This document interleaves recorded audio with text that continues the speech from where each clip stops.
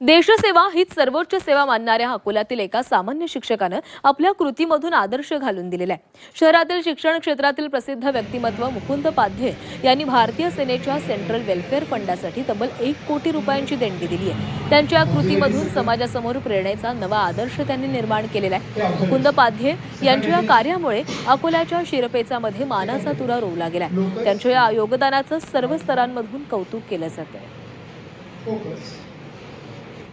मला असं वाटतं की प्रत्येक नागरिकाने, प्रत्येक युवाने आज आर्मीचा आपण रिस्पेक्ट करायला पाहिजे। आणि फक्त रिस्पेक्ट नाही तर कुठंतरी आपलं त्या आर्मीशी काहीतरी नातं आहे, ऋण आहे, हे आपण लक्षात ठेवायला पाहिजे। आणि जसं मला माझ्या वाढदिवसाच्या दिवशी वाटलं तसं प्रत्येक माझ्या विद्यार्थ्याला वाढदिवसाच्या दिवशी वाटायला पाहिजे।